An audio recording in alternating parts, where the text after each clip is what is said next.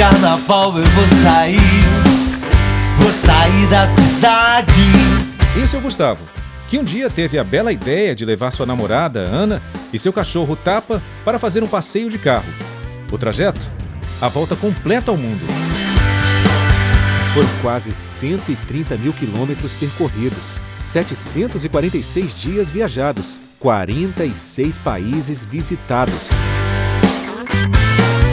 Tudo isso foi minuciosamente registrado em fotos, vídeo e no blog do Gustavo. Foi assim que nós, viajantes internautas desse planeta, pudemos acompanhar cada contratempo, cada perrengue, cada surpresa dessa jornada. A cada fronteira vencida, vimos como o Tapa veio a se tornar o cão mais viajado do mundo. É uma história que merece ser recontada. Pegue carona você também na viagem deste casal e seu fiel labrador pelo mundo. Eu, minha gata e meu cachorro.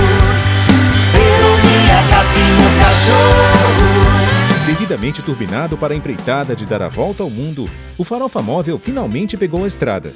Gustavo, Ana e Tapa saíram do Brasil via Foz do Iguaçu. Das ruínas de Misiones, na Argentina, cruzaram os Andes, com parada num deserto de sal.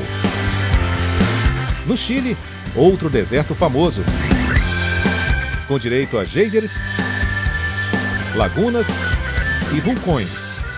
Visitaram um cemitério de múmias. Sobrevoaram as misteriosas linhas de Nazca. Atravessaram dunas gigantescas para, enfim, acampar em Paracas, de frente para o Oceano Pacífico. O Farofa Móvel segue desbravando desertos ao longo de lindas praias. No blog De Volta ao Mundo, o Gustavo conta como o Farofa Móvel subiu desbravando desertos e praias, sempre rumo ao norte. Eu, meu cachorro e minha gata. Mas não sem antes dar umas voltas por Lima, capital do Peru. Em Lima aconteceu uma situação bacana com a gente também. A gente estava buscando um lugar para dormir já tarde, a gente tinha saído para jantar. E o Gustavo, com o faro dele de viajante, né, encontrou um hostel de madrugada, já eram umas 2 horas da manhã. E por coincidência a gente chegou nesse hostel e tinha diversos overlanders como nós, assim, dentro do hostel estacionados, né. E foi ótimo, a gente ficou lá uns 3, 4 dias, trocando ideia com essa galera que também estava viajando pelo mundo. Um momento legal, assim, de trocar ideia com esse pessoal que está fazendo a mesma coisa que a gente, né? Lima fica em cima de uma falésia, onde o pessoal do parapente voa todos os dias. São parte integrante da paisagem. Eles decolam e pousam sempre no mesmo lugar, depois de percorrerem cerca de 5 quilômetros ao longo do barranco. No blog, contam como, em troca de alguns dólares, é possível fazer um voo duplo. Mas nenhum dos dois quis se aventurar.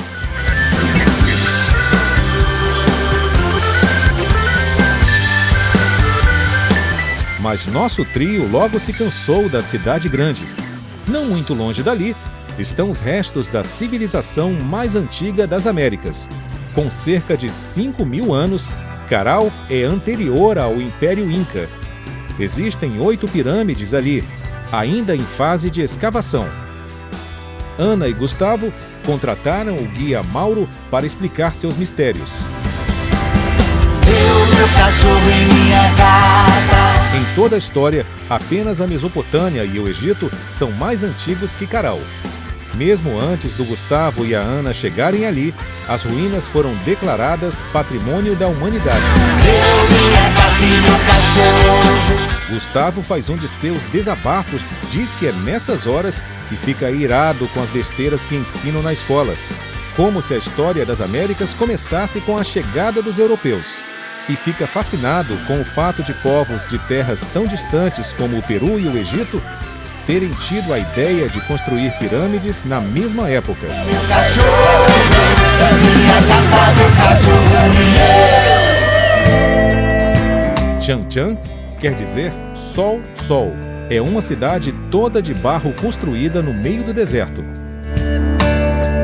Até o século XIV, foi capital de uma das civilizações mais poderosas da América do Sul, o Reino dos Timus. A cidade, de 20 quilômetros quadrados, era dividida em 10 cidadelas muradas. Cada cidadela tinha seus jardins, cemitérios, templos e palácios para os reis e sua corte. Fora do muro ficavam as casas mais modestas, do povo. No século XV, os Timus foram dominados pelos Incas, deixando para a posteridade ruínas de sua civilização.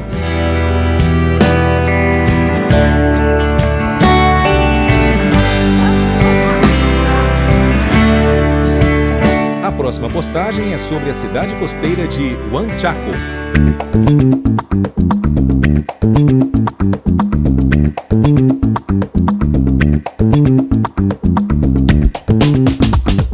Gustavo queria ver de perto os Cabalitos de Totora. São pranchas de surf artesanais inventadas há nada menos que 3.000 anos. Até hoje são usadas pelos pescadores da região. Os peruanos, eles usam esses cabalitos de totora para pescar, né? E eles voltam com a pesca, surfando as ondas nesse cabalito de totora, que é uma prancha artesanal extremamente interessante. E com certeza a primeira prancha de surf da história foi peruana, e não havaiana, como a maioria das pessoas pensa. A igreja de Huanchaco é a segunda mais antiga de todo o Peru, construída em 1603. A primeira edificação era na parte baixa da cidade, mas reza a lenda que um padre teve uma visão em que a Virgem del Socorro pedia a ele que construísse a igreja no topo da colina, para que os índios que frequentavam o local também fossem evangelizados. Para nosso blogueiro surfista, era acima de tudo um bom lugar para se apreciar o mar. São ondas de esquerda, bem compridas, venta pouco, a água é muito gelada.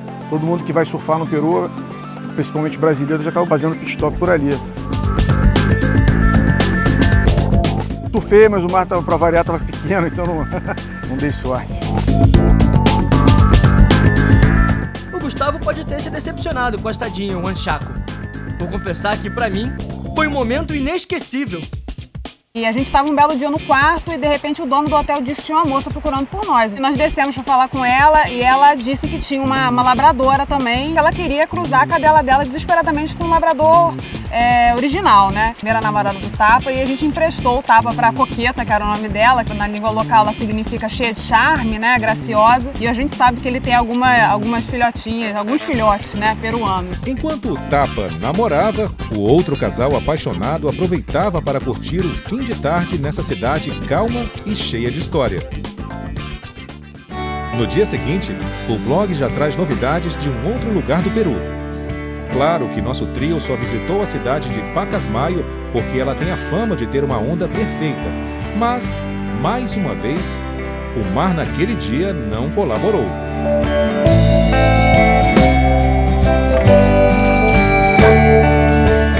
Uma voltinha para apreciar a arquitetura local.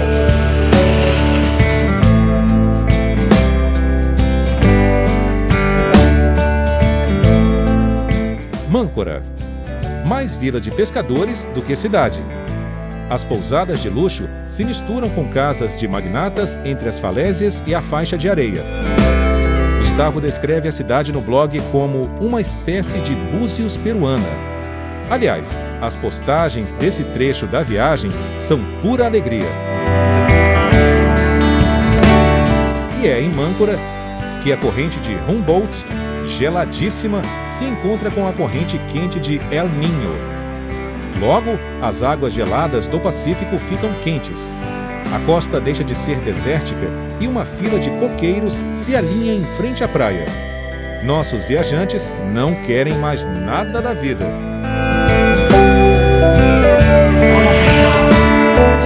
O triciclo peruano é o transporte típico do norte do país. Aparecem muito nas imagens desse trecho da viagem, que já está chegando perto de uma nova fronteira, a do Equador. Calma, que a gente ainda não cansou do paraíso tropical.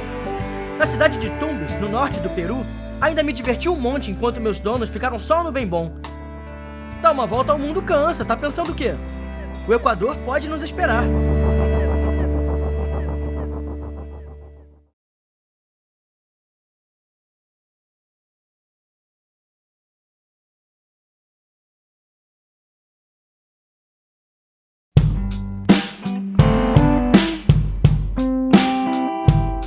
seguimos acompanhando cada relato da incrível viagem de volta ao mundo do casal Ana e Gustavo com seu cachorro, Tapa. Depois de atravessar os Andes para chegar no Peru, os três, a bordo do sempre firme Farofa Móvel, seguiram para o norte. Sempre pela orla, alcançaram mais um país, o Equador.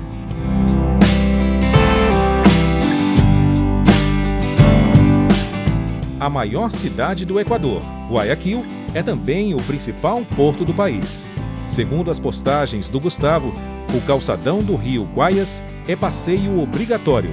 Além das belas embarcações que passam ali, o projeto todo do cais, cheio de restaurantes e lojas, já ganhou vários prêmios de arquitetura. Mas Gustavo estava ansioso mesmo, era para levar a Ana para conhecer seu lugar preferido de Guayaquil. Uma praça no centro da cidade, cheia de verde, esquilos e outras criaturas da fauna local. As palavras do Gustavo no blog foram uma esculhambação de iguanas para todos os lados. Os lagartos, comuns em toda a América Latina, parecem ter sobrevivido ao crescimento da cidade em grandes números por causa da boa convivência com as pessoas. Quantas cidades do mundo têm uma Praça das Iguanas?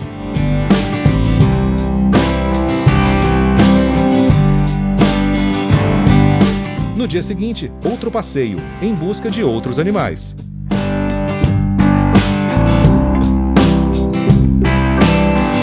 Salinas é a ponta mais ocidental do Equador. Nossos aventureiros trocaram o Farofa Móvel por uma lancha e foram testemunhar o acasalamento das baleias. Em Salinas a gente fez um passeio que é lá que se chama avistamento de baleias, né? São a época de acasalamento das baleias. A gente pegou um barco para fazer esse passeio, né? Do nada pulou uma baleia enorme assim na nossa frente, foi com certeza um momento bacanérrimo, né? O Gustavo estava até em cima do barco para conseguir filmar. A baleia, ela sempre está pulando para o lado errado, né? Então você está pulando para lá, a baleia pula ali. Se você filma ali, a baleia pula do outro lado. Então é difícil filmar a baleia, mas é fácil de ver, sacou? Filmar na hora certa não é garantido.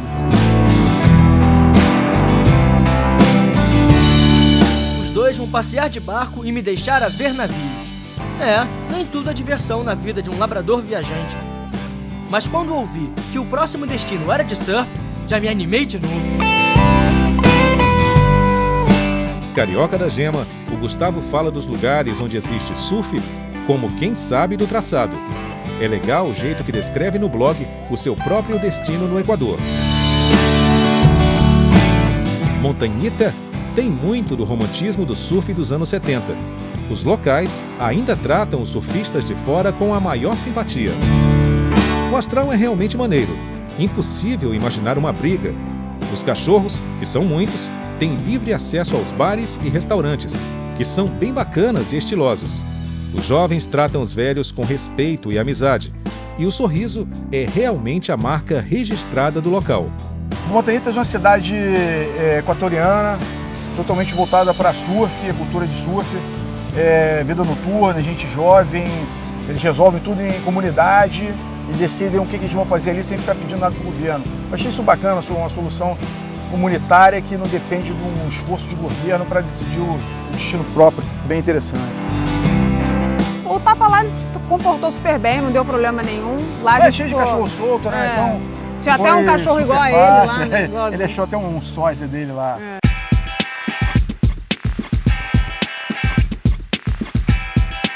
Gustavo, Ana e o Tapa já puseram o pé na estrada de novo. Subiram mais uma vez pelos Andes, por uma estrada estreita e perigosa. Assim que a gente saiu de Montanhitas, que ironicamente é no litoral, a gente foi para as montanhas que chama Banhos. Essa cidade é legal por ela estar próxima à floresta amazônica e também a grandes cachoeiras, né? Para variar, o Tapa aprontou mais uma vez no acampamento que a gente ficou em Banhos também. Foi um momento bem tenso da nossa viagem, foi perder o cachorro. O que a gente vai fazer? Vamos encerrar a viagem? O que vai acontecer, entendeu? Mas a gente conseguiu encontrar ele por um acaso bem longe, depois de muitas horas de procura. Muito, mas muito longe de onde a gente estava, com diversos cachorros e com uma cara de super assustado, assim, né? Ele sabia que ele estava perdido, sabia que estava muito longe da gente. Na hora que ele olhou pra gente, fez uma cara de alívio, assim, né? Encontrei vocês de novo. Foi um alívio, ficou super aliviado.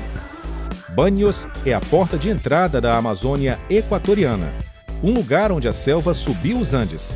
Nos pés do vulcão mais ativo do Equador, fica uma paisagem cheia de cachoeiras, animais selvagens e piscinas termais, e algumas tartarugas gigantes. Dá pena deixar pra trás lugar tão bonito. Mas eu confesso que, com essa história de vulcão ativo, eu achei que era boa hora de ir embora.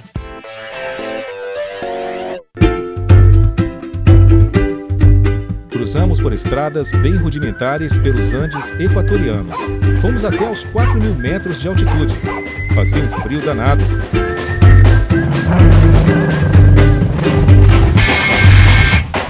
Chegamos em Quito, uma bela cidade rodeada pelos vulcões nevados.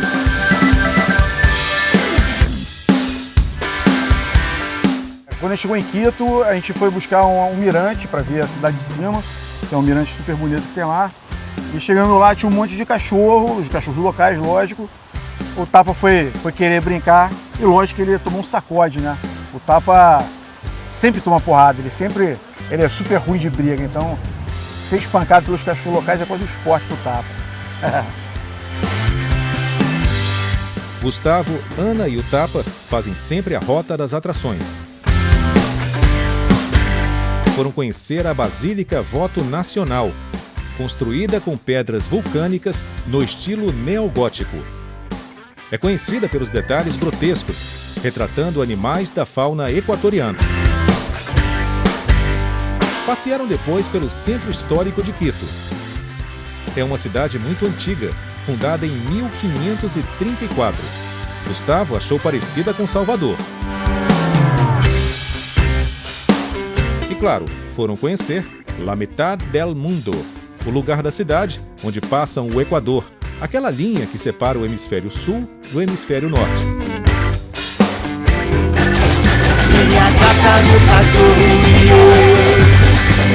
Na linha do Equador acontecem alguns fenômenos engraçados, né? Dizem que você, se botar um ovo na linha do Equador, ele fica em pé, não cai pro lado. Isso aí foi contado pra gente, né?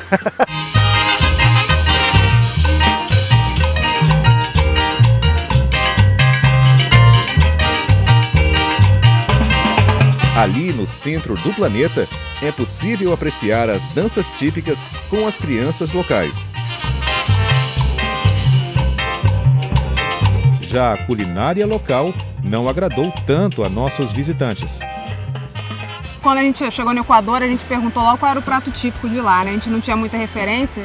E aí um pessoal que a gente conheceu falou que era o famoso porquinho da Índia.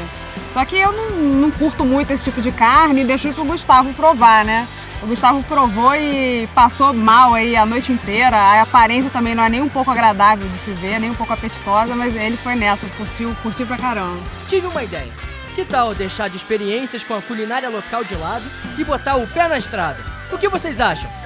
Para me tornar o cachorro mais viajado do mundo, tem muito terreno a cobrir. E o próximo destino, Colômbia.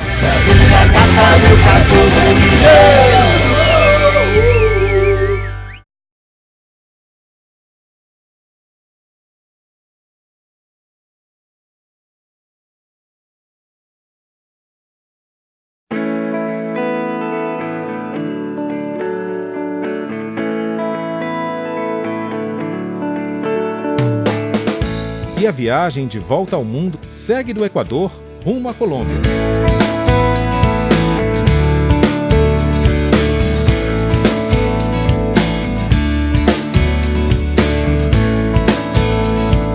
Na Colômbia a gente não parou muito, a gente estava viajando já há muitos dias. Nas cidades a gente parava praticamente para dormir, visitava um pouco e seguir em frente porque a gente estava com o tempo um pouco apertado. A gente já estava pensando na frente no embarque do carro para onde a gente estava pensando em mandar naquele momento. As postagens sobre Popayan, na Colômbia, falam de uma cidade a quase 1.800 metros de altura que ganhou o apelido de Cidade Branca, por conta da coloração da arquitetura colonial. Como toda cidade dessa época, a cidade é construída em volta de uma igreja. Muito bonita. Não parece, mas grande parte dessas edificações foram devastadas por um terremoto na década de 80 e reconstruídas depois. A cidade tem uma universidade famosa, que formou muitos poetas e políticos. Nada menos do que 17 presidentes colombianos vieram dali. Também foi declarada cidade gastronômica pela Unesco. O Gustavo diz muito no blog que a Colômbia lembra muito o Brasil.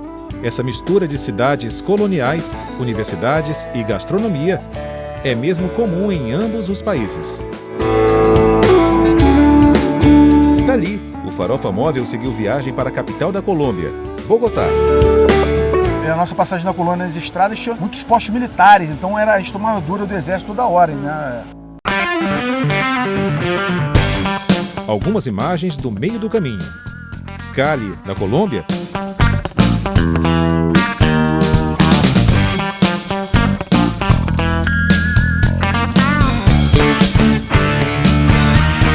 E, enfim, Bogotá. Apesar de alguns detalhes neogóticos aqui e ali, Gustavo e Ana não acharam a capital colombiana uma cidade com ares de cidade antiga. Bogotá é uma cidade bacana para quem gosta de nice. Foi uma coisa que surpreendeu a gente bastante. A arquitetura de Bogotá, são prédios todos de tijolinhos em Bogotá, foi uma cidade que surpreendeu, que a gente chegou lá sem esperar nada, encontrou uma cidade moderna. Alguns bairros lembram a Inglaterra por mais de um motivo. Os tijolinhos expostos, mas também o tempo chuvoso. E os preços nada baratos. Bogotá é uma cidade cara, né? E a gente não tinha lugar para dormir lá, e a gente tinha que dormir lá porque já estava um pouco tarde a hora que a gente chegou. E o Gustavo falou, vamos encostar numa rua pra gente descansar um pouco e dormir, né? Eu não consigo parar assim no meio da rua e dormir, eu sou mais agitada que ele, não consigo. E o Gustavo estava descansando, de repente surgiu um carro assim na nossa frente com uns homens vestidos... Um carro vários, foram uns 12, né? Com uns homens vestidos todos de preto, com umas capas pretas, assim, pararam, ficaram meio que cercando o carro, e eu tenso, assim, esmurrando a janela pro Gustavo acordar. Gustavo obviamente não acordou. Não perdi nada. Eu tava dormindo junto com ele. Tá bom, pessoal. Uma fotinho para registrar a passagem por mais uma capital sul-americana. Mas... chega de loja, quero mais estrada, montanha, movimento. Não se esqueçam que ainda pretendo ter o título de cão mais viajado do mundo. Vamos nessa?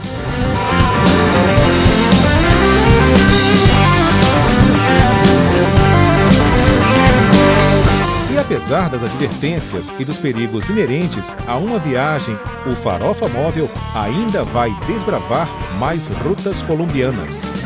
A continuação dessa estrada ainda vai levar Ana, Gustavo e Tapa para a vizinha Venezuela e, eventualmente, para os Estados Unidos.